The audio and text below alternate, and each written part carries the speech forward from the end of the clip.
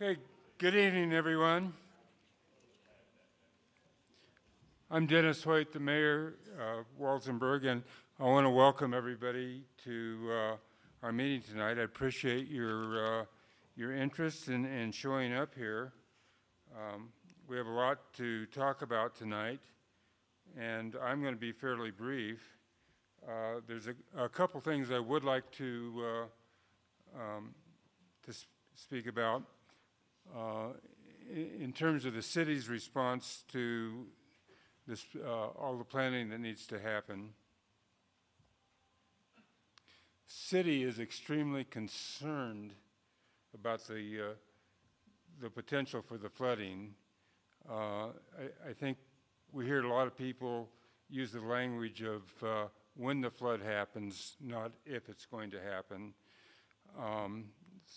So we've spent a fair amount of time working on decision-making frameworks on how to respond when the floods happen, because we can get something that may only cause a river to rise above flood level by a foot or two, or it might be the big 100-year monster that we're worried about.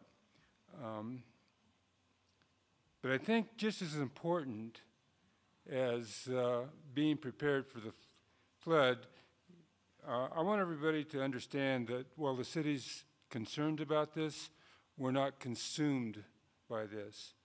The city is still working on the things we need to do for day-to-day operation, as well as being prepared. And we're also working on the things we need to do to grow and continue to improve city services. Our view is, like many organizations, if you're not growing, you're dying, and we have no intention of dying. And this flood is just another activity that we have to plan for. And we did a tabletop exercise, which is basically where somebody comes in and lays out a scenario on how are you going to respond if X happens.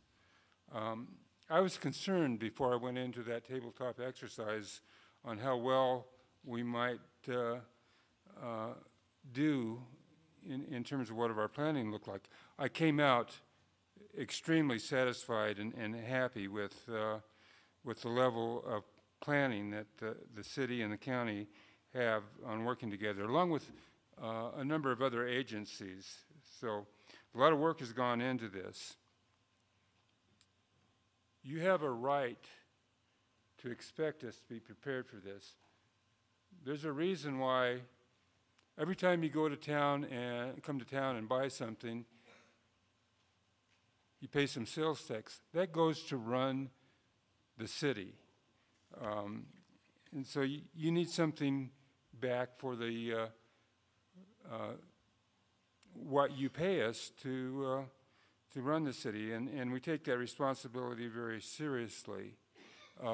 You own the gas system, the water system, and the sewer system in this community. We have a responsibility to operate it, maintain it, and protect it. And I feel like our Public Works Department has done a fantastic job on those. So tonight, you're going to hear about what the city's plans are in much more detail than I intend to go through with you, about the city infrastructure, how we're protecting the things that need to be protected, how we can quickly repair or replace the things that get broken so that our water and sewer and other things come back on, or what our backup plans may look like if things aren't working. We have a number of volunteers from the community and outside the community working to help us prepare on the ground or alongside the river. We have a great citizens group that has done, in lousy weather this last weekend, they went out and did tremendous amount of work along the river, as well as Team Rubicon, who is going to start this week, and the AmeriCorps folks. One of the things you may not hear a whole lot more about as we go forward is I wanted to stress that there's some financial sustainability in place. Working with the county and the city, we've got in place with the planning. You know, we have engineers working on this who have probably a pretty good idea of the things that we need to be doing and concerned about. So we have funding sources in place to pay for the professional services that we need, as well as the expertise that after the flood happens, there may be other financial obligations that are out there, and we'll have access to people who know how to get a hold of FEMA or other agencies that maybe will help us. A lot of these things, again, are just dependent on the level of damage that happens.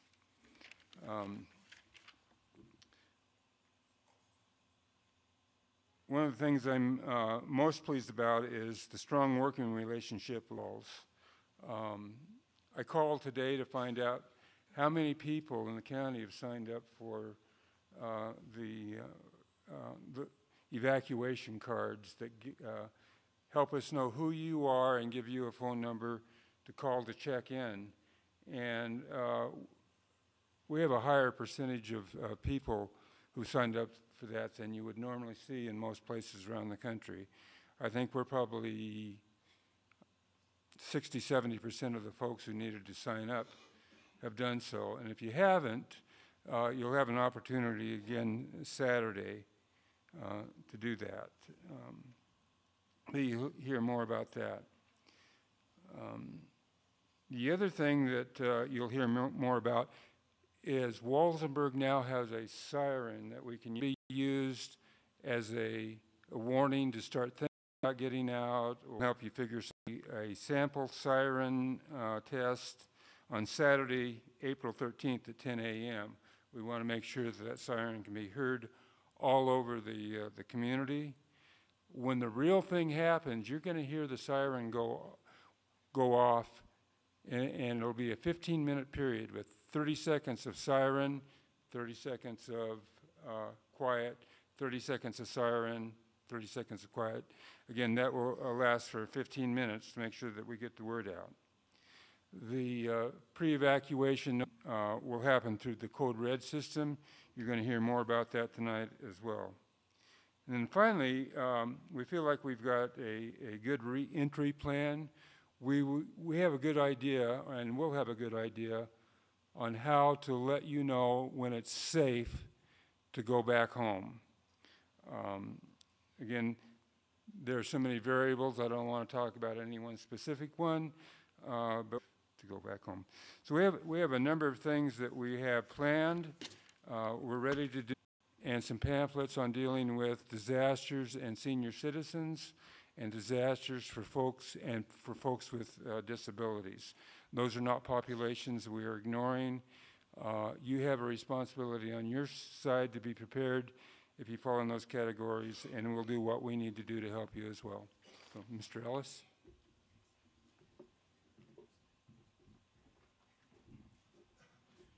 Good evening, everybody. Thank you all for coming out. Mr. Hoyt stole a lot of my thunder. He went into a lot of detail that I wasn't expecting. But just to let you folks know, we've got a siren. It was delivered this past week and hooked up. It is already hooked up and ready to be tested. We are planning on testing on April the 13th at 10 a.m. So be ready to hear the siren, and we would potentially like some people to call in on the various parts of town and let us know if you've heard that siren or not.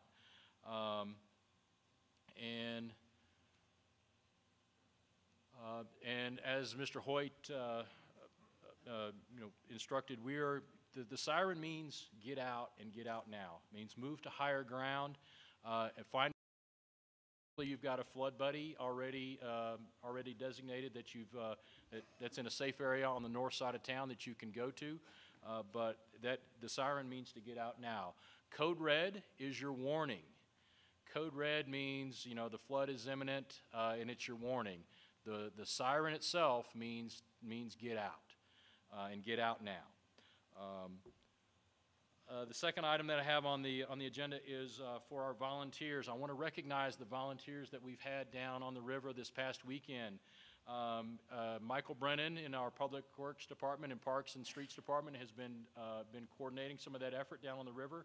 We had 14 volunteers down on Friday, 3 on Saturday in the snow, and we had about 9 volunteers on Sunday. So we've got a tremendous amount of work accomplished, and down at the intersection or where the river and at the end of Willis. There's a lot of brush piles in there and a lot of wood that got cut and taken, and some of it was taken out, but a lot of the brush piles are still there and still need to be removed. We're looking to have more volunteer work days. The next 3 weekends in April, we're scheduling time for Friday, Saturday, and Sunday. We have two separate shifts starting at 8 o'clock on Fridays, Saturdays, and Sundays, and then another shift at noon. And let me tell you, once you get through with your shift, you'll be whooped. And then at this point, I'd like to have some of the Team Rubicon guys to come up and kind of introduce themselves and let you know what they're going to be doing. These guys are a group of volunteers and have come to the community to help us out, and I think they're going to go over some of the activities that they're going to have this weekend. How do you do, folks? My name's Jordan. This is my counterpart, Skip. We're with Team Rubicon. We're a veteran-based disaster relief organization. We go all over the world helping out in the wake of disasters and just utilize the skills that a lot of us receive in the military to help out in the wake of a disaster. So right now we got a lot of friends of ours in Nebraska helping out with the major flooding that they've had there, and we even got some Colorado volunteers headed to Mozambique tomorrow to help out in the wake of that typhoon. So one thing that we've definitely found here in Colorado is we get a lot of fires and a lot of floods. So we do a lot of mitigation operations just to kind of help alleviate the impact that can potentially happen. So right here this weekend, we got a number of volunteers coming from all over, pretty much a 450-mile radius of here in Walsenburg, and we're going to be clearing about 5,000 linear feet of creek debris and trees in along the creek bed there. And then we're going to be helping assist with the sandbagging operations that you guys are going to be having this weekend as well, that I think you're going to be talking more on. So we'll be pretty much expecting to fill about 10,000 sandbags over the course of the weekend to kind of help give you guys a little bit of a head start. So Skip and I will be hanging out here after the meeting, so if you guys have any questions and if you guys are interested in volunteering, we'll be out there kind of helping out, assist. So as long as you don't mind being around a bunch of salty, rowdy vets, you'll fit right in. So. Perfect. Yep. Thanks Mark. so much. Okay. So another item that the city is taking care of is our infrastructure. It's sort of the lifeblood of the city. You can't operate a city and you can't provide services for a city without water, without sewer, without gas, without the other utilities, and it really is what keeps business here and what keeps families here. So just to let you know, we are going through extensive planning around protecting our infrastructure. What we're doing in the flood situations, where we've already made preparations to have pipe on stock, to have valves on stock, to have balloons on stock, to keep the sewer system from pressurizing and pushing sewage up into the areas that potentially won't be affected. So we've made a lot in the way of preparations. I can have Mr. Harriman come up and speak a little bit about what the city may be doing for some of the other infrastructure components, if you want to.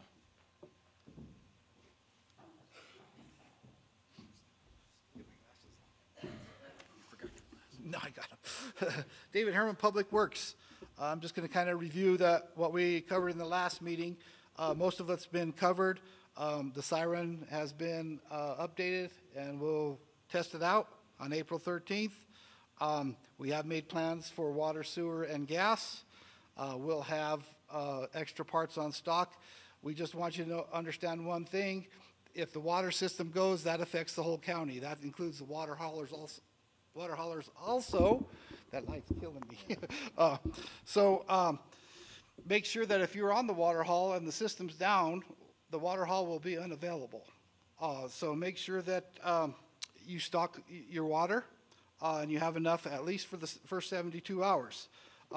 Once the event happens, we will have potable water stations depending on the severity of the event. When you do hear the siren, make sure that you get your buddy. And the buddy system is very, very important. I know we already have 2 buddies, so make sure we have enough water and food on hand for how many we buddy up with. We are still saying, please do not leave Walsenburg on the event. I think you can stay in Walsenburg. Don't try to flee right away, depending on the severity of the event. So make sure that we take our paperwork and our photos, our prescriptions, and definitely our pets. You know, like I said last time, your buddies like a fish. After 72 hours, they start to stink, so we got to make plans for after 72 hours. Make sure we pre-register. We want to definitely pre-register at the community center or on Saturday at the sports complex. Are you going to cover the sports complex? Okay. Once the event happens, depending on, we're trying to protect the treated water lines on County Road 346. We'll have enough supplies on hand in case anything happens on 346 to get the water supply system to the city up and running as soon as possible. We've taken sewer preparations and gas preparations to make sure that we keep what water we have in the systems. Make sure that we go to the sandbag training. Mark will cover that. The communication systems between city personnel and the continuity of the city has been planned, and we are going to execute a plan as soon as all departments have their plans executed to us. We are going to do a practice run. We'll make sure that we notify the city when we do that, because that may be shutting down City Hall for a few hours and making sure that we can get up and going within a minimum amount of time. We'll be monitoring throughout the event, so once we get code red or we get a thunderstorm in the area, we will send our personnel to their sites. So as far as water, and our water system starts in the city of Levita, so if the city of Levita has an event, we'll be involved. If it happens in the Abeta and the city of Levita isn't involved in the Abeta, we'll still have our personnel out. I think that's it. What we'll be doing after the flood, we have other agencies to help us, and other contractors are on hand to assist us in the work. So I'll be available for any questions at the end. Good? Thanks, David. All right. So David kind of went over some of the items that could happen during an event and then after an event, and then Eddie Smith is here with San Isabel, and he's going to inform you as to what you can expect from the electric service in town related to the event and then after the event. Thanks, Eddie. Eddie Smith with San Isabel Electric. One of the biggest questions that happens or has been asked to me and to our power company is if we are going to, as events coming downstream, we know it's coming, are we going to shut the power off? No, we are not. We have protection out on our lines that will sense a fault, and it will go out by itself. Now, when we go to put that power back on, we will have to patrol our lines to see what happened, and we will have to respond to that accordingly. In preparation to this, there isn't a month that goes by that we don't have 2 meetings a month that we are discussing what's going to happen during the flood. We will patrol our lines, and we also have contracting crews that would come in during the spring fire. When the spring fire happened that's causing all this chaos now, we had 13 crews that we called in to help restore power to those that were affected to the spring fire. Plus, we will pull crews out of Trinidad, out of Pueblo, and then we also have our 8 guys that are stationed here in Walsenburg, and most of you know all them too. After the flood, if the flood does happen, we do caution everyone when there is a down power line. You can't guarantee just because it's laying down or partway down that power line is de-energized. It is extremely important that you know never to go around a down power line, never. When you are safe to go back into your homes, we will make sure that the power is restored to your house. But if there is water standing inside your house, never run up and grab a power breaker or a disconnect box or anything inside your homes if you're standing in water. It's just not a good idea. When the power goes out, don't grab your generator and try and power it back up yourself, because power and water just flat does not mix. And then the last very thing that I want you to know, that San Isabel is very concerned about this flood. We are very concerned. It covers our whole service area from Forbes Park to Levita to Walsenburg. We are definitely on your side. We have family members that will be affected by this flood, and you are all our family. As the mayor just spoke, we are a member-owned company, and you have a piece of our company, and we take that very seriously, that you are our family, and we're going to be there through it. So thank you guys, and you know, let's just all get through this together. It is going to be okay. We just have to go through it. Okay, so we've sort of covered what the city is doing right now to prepare, and so the next stage here is what you as citizens can do to prepare. And whoops, am I going the wrong way?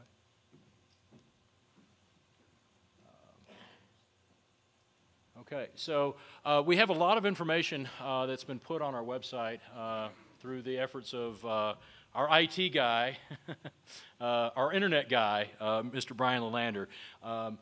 He's done an excellent job of getting a lot of information up from various sources around the country. One of the items that we have, if you go to the colorado.gov, it's a long URL there, but basically go to colorado.gov/Walsenburg, navigate to the right tab on the screen, and that will get you to the flood preparation section of the website. And there's a great amount of information there. You need to determine your risks, prepare your family, stay informed and communicate. You need to be proactive and maintain situational awareness. And you know, from that regard, I mean, you need to make sure that you've got water for 3 days, or at least 3 days, 3-day supply of food, things like flashlights, first aid kits, and a lot of this is really common sense stuff that you should have to be prepared for a power outage during a windstorm or a snowstorm. So it's not only will help you be prepared for the flood, but it'll be, help you be prepared for other events that happen fairly common, on a common basis around here. But just please visit our website. We've got a lot of good information that's been established out there. As we can reiterate, you need to make sure you've got your prescriptions, your photos and papers, and your pets. Also, if you have small children in your house, you need to make sure that you've got an extra stock of diapers and formula and those types of things on hand and ready to go. Have them in your car so that when the siren does sound, you are ready to go. And so I was wanting to have Courtney from the county come up and talk with us about the 911 program and also the Code Red and what dispatch is being prepared to do. Good evening, everyone. I'm Courtney Royce. I am the manager of Warfano Dispatch. There's just a few things that we wanted to make everyone aware of with our communications center. Most for the public doesn't know our capacity for the amount of phone calls that we can have at one time during an event. Just so you are aware, we can only answer 2 911 calls at a time, and after 911 calls will be transferred to Trinidad. They only have the capability of answering 4 phone calls for 911. We're asking that you please utilize our non-emergency lines if you do have anything to call during an event. We want to make sure that all of your phone calls stay within our county, and make sure that you are only using 911 if you have a true emergency. Our phone numbers are posted up there. The 1044 is for dispatch, and the 1600 is the sheriff's office. You can call us anytime you do have questions, but please, again, only call 911 if you have an emergency. What happens is if our call gets transferred to Trinidad, you're getting someone who has no idea what's going on in our county, and also they're going to clog up one of our admin lines because they have to turn around and call us right back and give us the information, and we're not going to get those people who actually have emergencies help in enough time. So please utilize our non-emergency lines. The only other thing I have is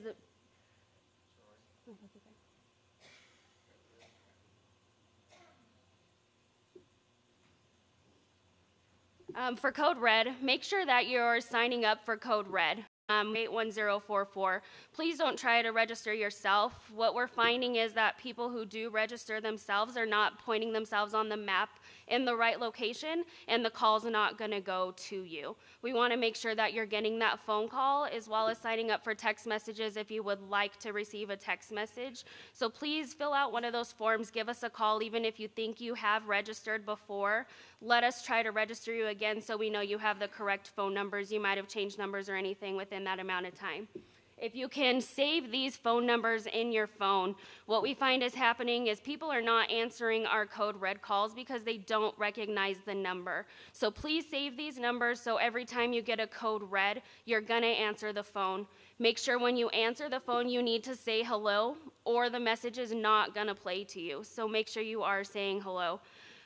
Also, another way that we're going to be notifying you is our iPause system, which is a new thing that we're rolling out for our communication center. That's going to help if you have visitors or someone's in the area. It's going to send something like when you get Amber Alerts or something from the National Weather Service, that's going to come up on your phone. So that's another way that you are. But please make sure you're registered for Code Red as well so that if you are out of town, you're going to get the same message. We're here for you if you have any questions. I will stick around afterwards if you need any more information about anything. So thank you.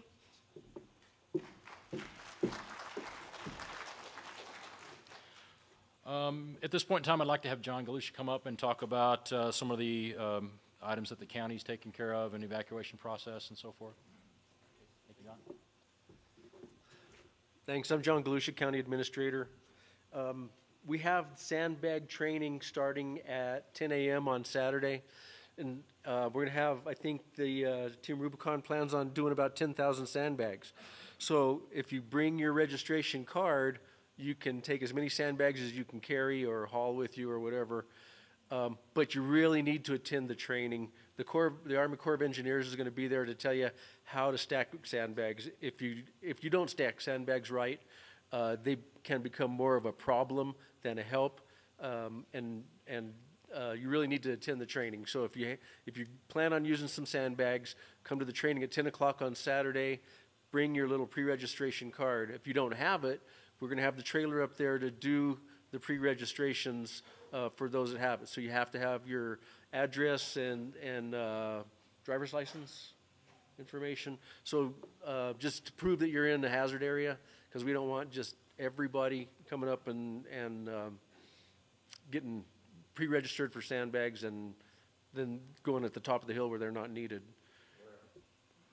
The sandbag the filling and the registration will be at the sports complex at the top of the hill by the high school, the new sports complex. Is that it, Larry? Yep. Anything? Okay.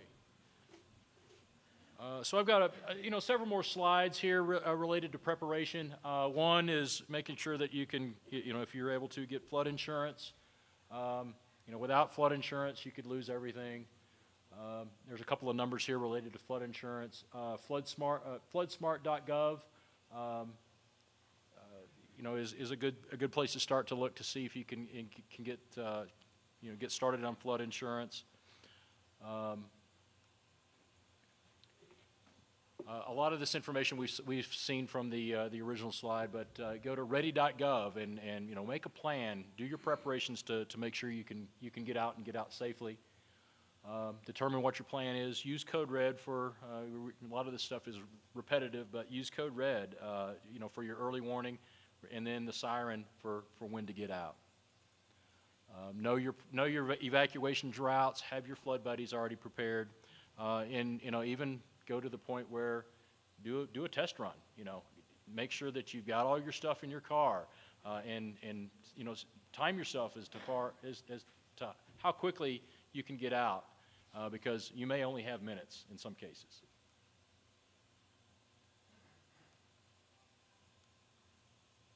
Sign up for National Weather Service alerts on your phone. That's an important one. Tie down your propane tanks. We don't have this issue in town so much, but tie down propane tanks is something that we're encouraging everyone to do if you have one. There are kits available at the big box stores.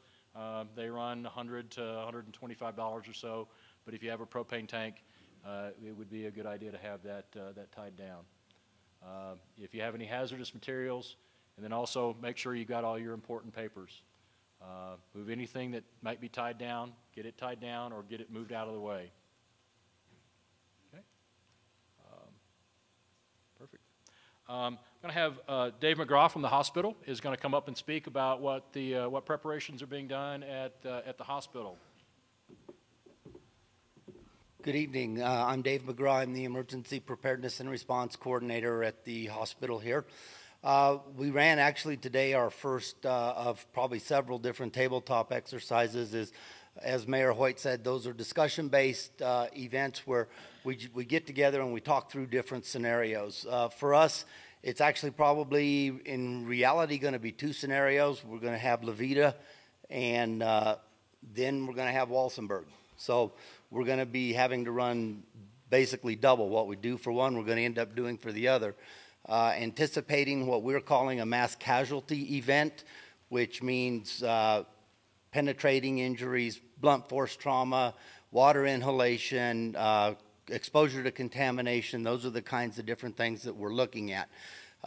For us, this is really something that we do every day, and practicing it isn't new for us. We've been doing different types of exercises for almost 20 years now, so we're kind of versed on doing those, but this is going to be something, again, it could be a multiple, not just two events in one day, but it could be multiple events throughout the summer. So it's something that we're taking very, very seriously.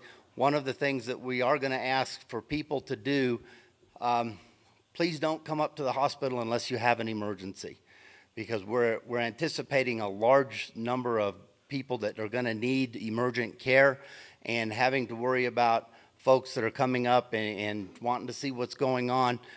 We will be doing press releases and posts on our social media sites. You can friend us. Spanish Peaks Regional Health Center has a Facebook page.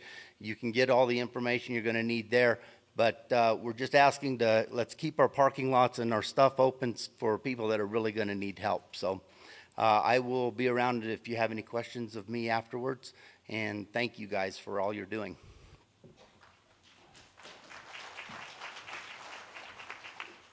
Okay, I just want to wrap up by reiterating some of the upcoming events associated with flood preparation. Sandbag training. We've already talked about sandbag training. It is at April 6th, on April 6th, this Saturday at 10 a.m. at the John Mall Sports Complex. There will be pre-evacuation registration going on at that time, we encourage everyone to come up and get sandbag trained. Team Rubicon will be available to do. We'll be doing sandbag filling at that point in time. Flood insurance. There will be a meeting related to flood insurance on April the 9th here at the Fox Theater at 6 p.m. So if you have any questions about getting flood insurance and any questions regarding where if you're in a flood zone, if you're not in a flood zone, if what kind of insurance is available to you, please attend the flood insurance meeting at the Fox here on April the 9th at 6 p.m. The city will be recording that event as well, and it will be made available on our website. So if you're not able to attend, We will have the video available from that flood meeting available on the city's website.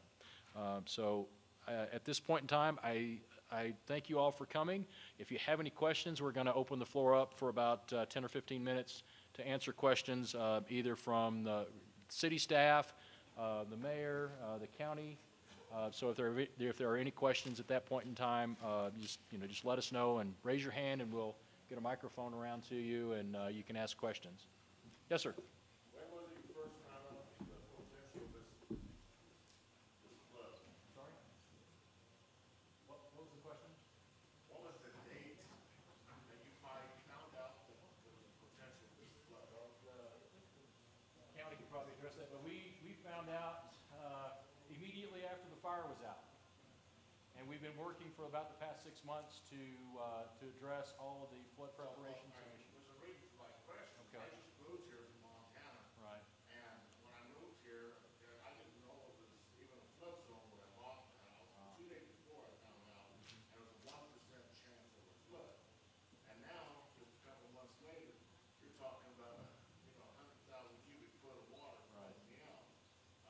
You want to buy my house? It's for sale. I'm not kidding. That is one. It's a bunch of crap. Why wasn't I notified? It's in all fairness, well, I wouldn't have bought here. I wouldn't have bought down in section 8. Right. So, buy my house, it's for sale. Same price I paid, no profit, just get me out of here.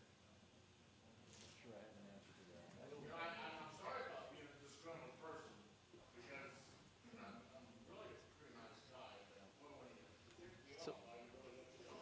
Unfortunately, It's just not right, it's not right, it shouldn't be legal. for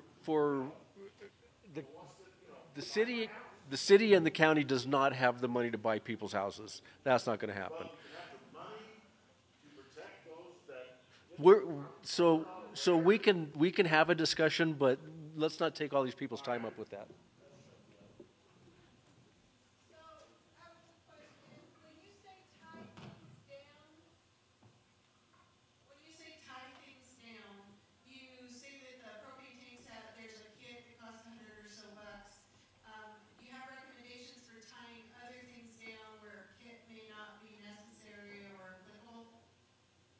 Like, how deep does the stake have to go to assure it's not going to float away?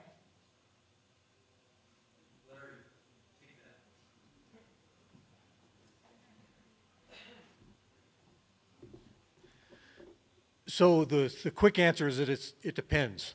It's going to depend on the size of the object, what's going on, but the rule of thumb would be to use something similar to the propane tanks. Even Jersey barriers will float if they're not put into the ground. So you would probably be looking at something several feet down. Decks, anything like that, anything that might float away. If you can move it, that's the best. If you have to tie it down, then you want it down into the ground. We can get, if there's specific questions about specific things, we can get help from different folks like COCO, Coalitions and Collaboratives.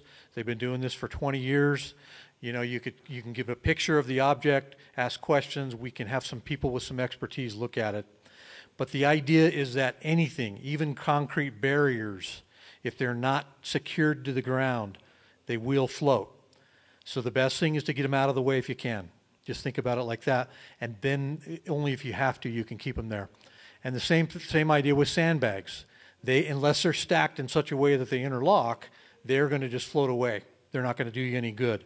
The main purpose of sandbags would be to block that debris. So another alternative to tying them down completely would be to build a sandbag barrier or a berm or some other structure. We're in this for the long haul, so you might want to think about that now. We're probably talking 6 years of fairly high probability for flooding with any burn scar, and longer term, a lesser event over the course of several decades. So, there isn't a hard fixed answer to any of this other than an engineer, but there's some good common sense folks out there that know what's helping and what would work, and we'd be glad to have individual conversations if you have questions or concerns. Thank you.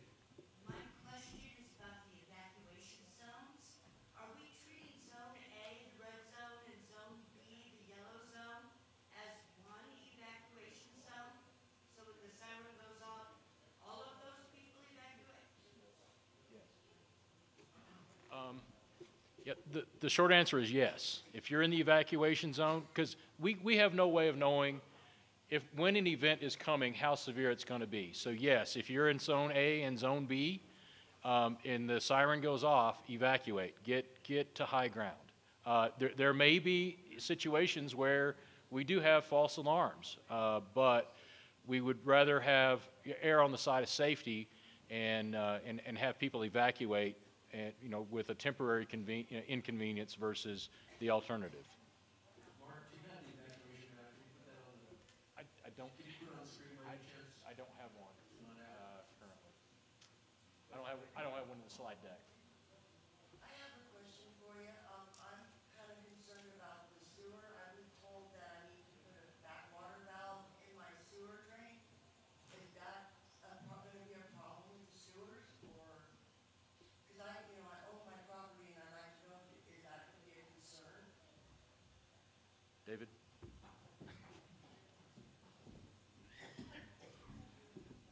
So we're prepping, we're prepping for that we don't have sewer backup, but it will probably happen. So it depends on where you're at in the zone. I'm right off of 7th and Birch, right next to the bear spot. Yeah, but you would have to install that on your property. We're not installing them on the mains, so. Are you guys, I should do that? Because like I said, I'm a homeowner. I'd like to know, is that something that should be done? That's your choice to do that. We are taking preparation to plug the sewers in certain locations, so we anticipate that we won't have that, but we can't guarantee that.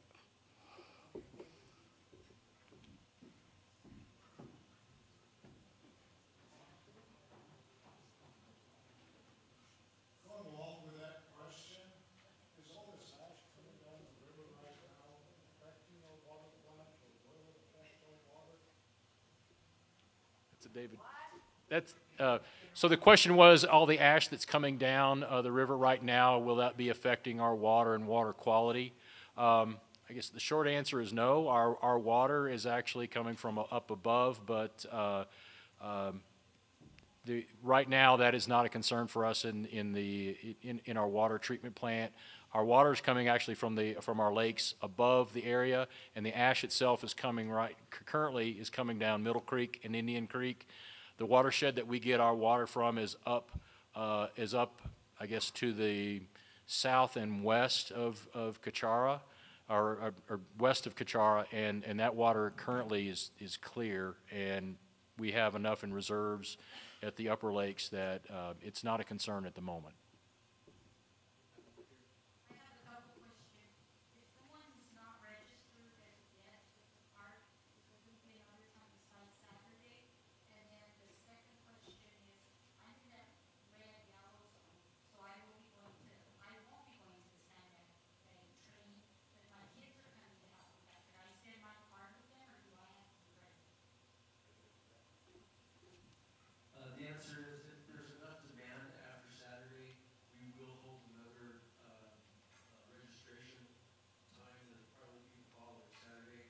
And yes, as long as someone has their card with them, they can grab Sandbag. So we'll just need to have that pre-registration card. Where do we get the card? Where do we get the card? The cards will be, pre-registration card trailer will be at the sports complex Saturday from 10 till 2. Has anybody been given the responsibility of helping handicapped people get out of their house after the siren goes off? Because there's a lot of us around, and some of them are worse off than me. But I have more stuff than I can carry. Anybody know? That's what I thought. We're here. So where's the mayor? Mayor Hoyt's down here. You want to handle that one there?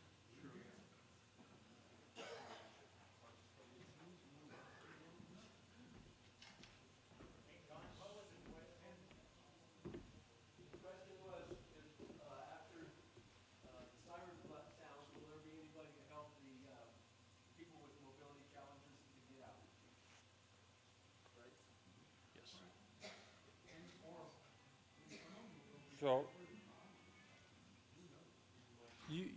you probably asked the hardest question that we have to deal with right now. There are plans in place. We intend to ask COG and other agencies who have the specialized equipment for helping people who are in wheelchairs get into transportation. The issue that we run into is we can't guarantee that we'll have somebody available to help you. We'll do our best. The Council of Governments has these short buses that have the handicap access. So we've been having conversations with them about helping with that.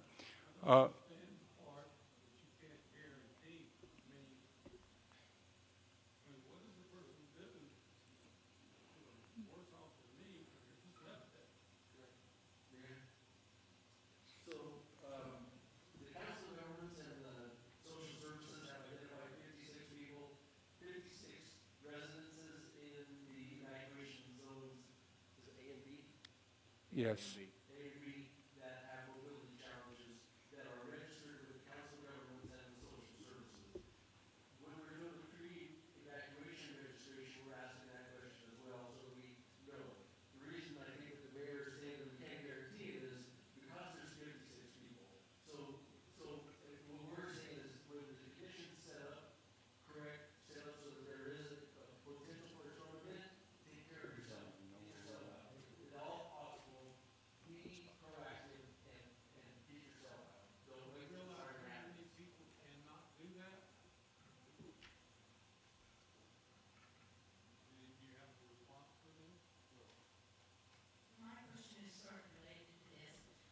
You keep suggesting that we should have a partner at the north end of town. I don't know how many other people are in the situation I'm in, but I really don't know a lot of folks in town. And is there any plan to get some volunteer lists of people who would be willing to pair up with folks who are in the floodplain so that we can kind of get in contact?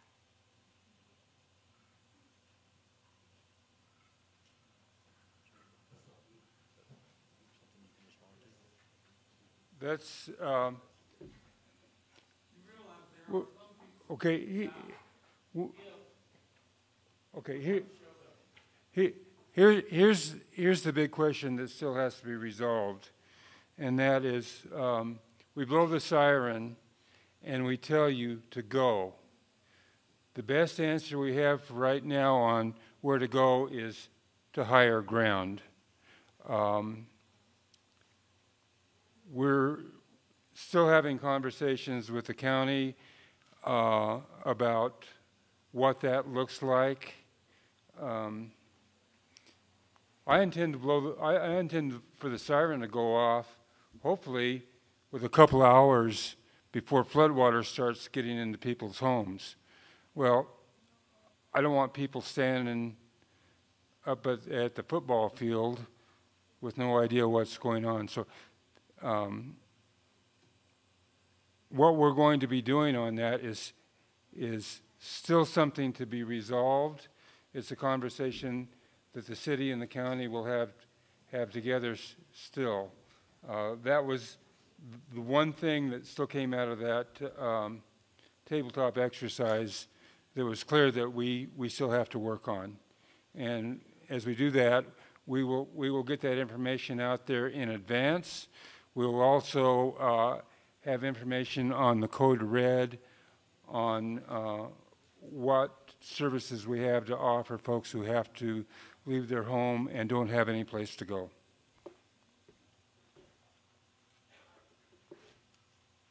Is it possible, as the lady said, to find a place where people can register or call in and say, I'm disabled, I need someone to help me get out? We can't guarantee that we can get to you, but if you have a list, I'm willing to try and help with buddies of that, or a local place, maybe at City Hall, where you can have a list and say, this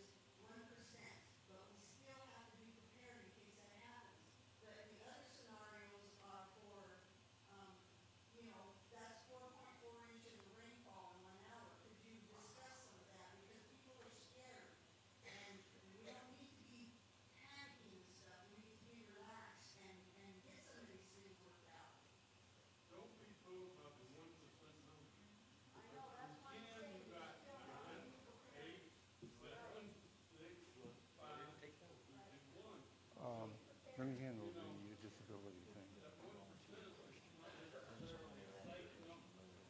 Okay.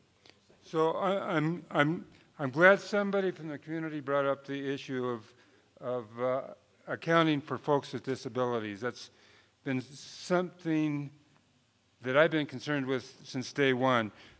This needs to be a voluntary thing from that population. One of the challenges that we have in reaching out are the HIPAA laws, where we can't go ask the medical community who are the folks who have these challenges, because they have to keep that private. You can call, I just had a conference with Mark. You can call the city office, and we will start assembling a list of folks who want to let us know that they may have transportation challenges. That will help us a whole lot in being prepared and help us focus the resources that we do have. So please do call and get the word out to call the City Hall and ask for our deputy clerk. She will start assembling that list.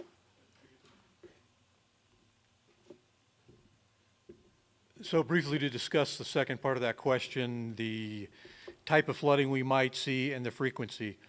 First, for planning purposes, what we're doing is we're trying to go with what's generally considered the worst case scenario. That's a 100-year event. So obviously, the new terminology for that is a 1% exceedance, because that means in any given year, you have a 1% chance of that happening.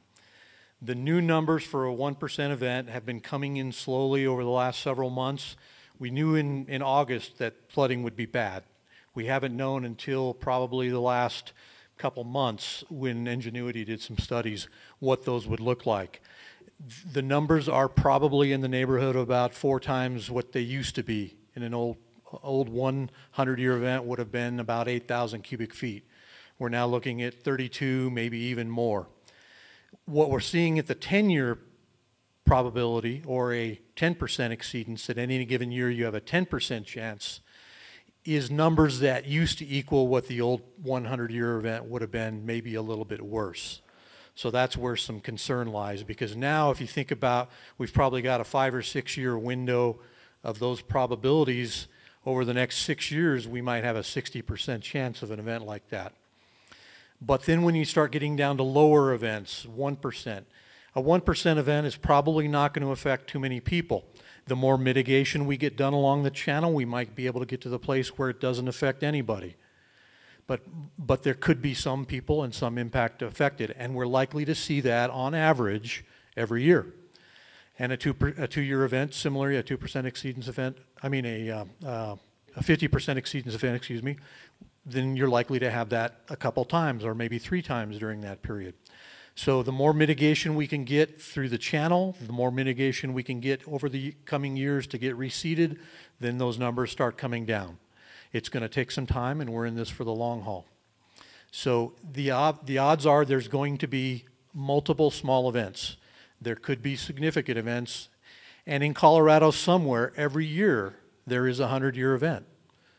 The Big Thompson flood was a 500-year event. The 2013 flooding up there in the Front Range was a 1,000-year event. So we do have that possibility, and we need to prepare for it. We don't want you to panic. We just want you to have a plan, be ready to move to high ground quickly. If there's a false alarm, think of that as something very positive. You got a chance to test your plan. You get in that mode of responding, moving to high ground. And the other thing and this ties into that first question, we really need people to help one another. That's what's going to get us through this. Regarding folks who are access and functional needs and other special needs, the reality is we do not have any capacity. We don't have a single paid firefighter in the county, let alone anybody with flood training. We don't have any transportation in the city, in the town of Levita, or at the county level other than COG. We got a couple buses, and I heard of just recently maybe 4 others that might be out there that we could take advantage of. And we have 56 people, maybe more, that are going to need help. The only way we're going to get through this is if neighbors help neighbors, because that's sad reality, and you just need to know that is the truth. It's a reality. Right now, we don't have the capacity to help you, whether you have access functional needs or not. So we need to work together, because together we can get this through. We have enough people in this town. I talked to one person here a couple weeks ago. His plan with his mother who needed stuff, him and his brother are going to go in, throw over the shoulder, and get her out. Right? She's got dementia. She has some issues.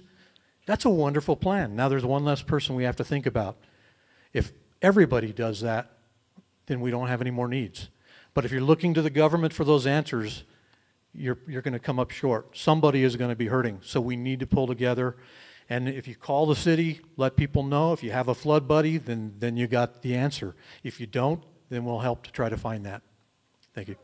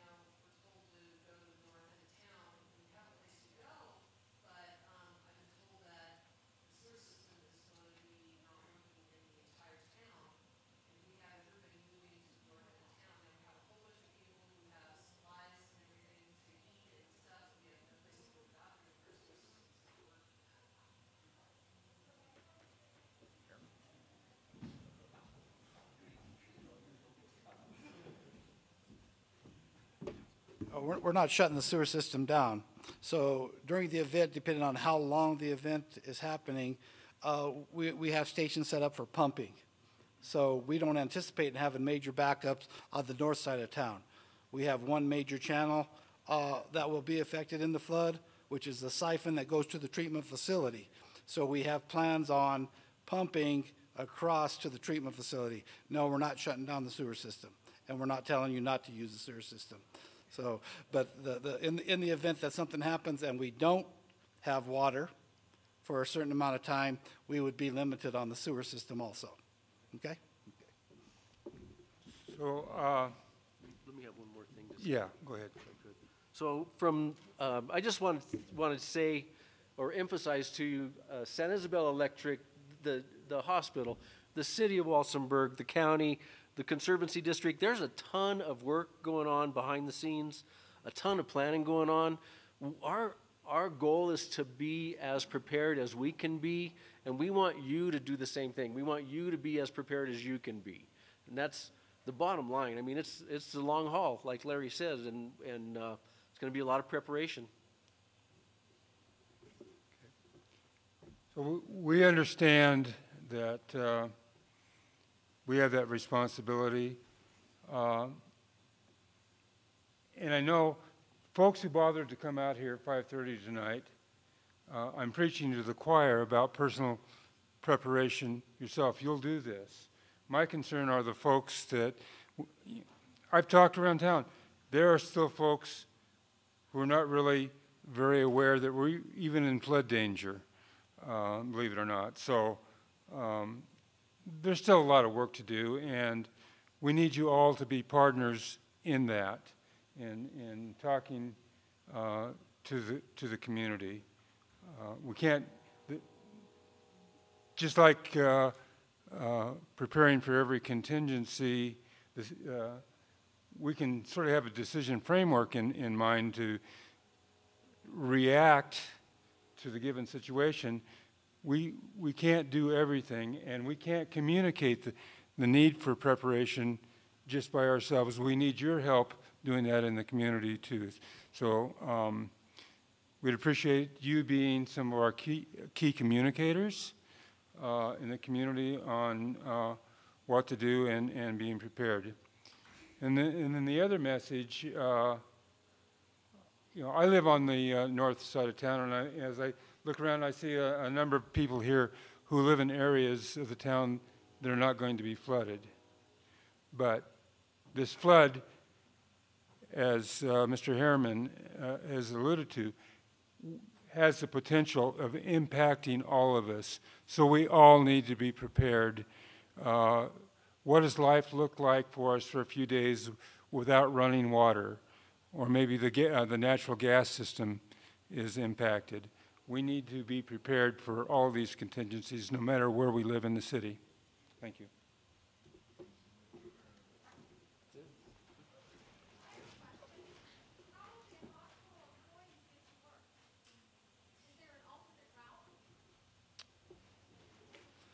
Yes, but it's a secret. No. They can get through Second Street through the golf course and state park to get to work. Okay.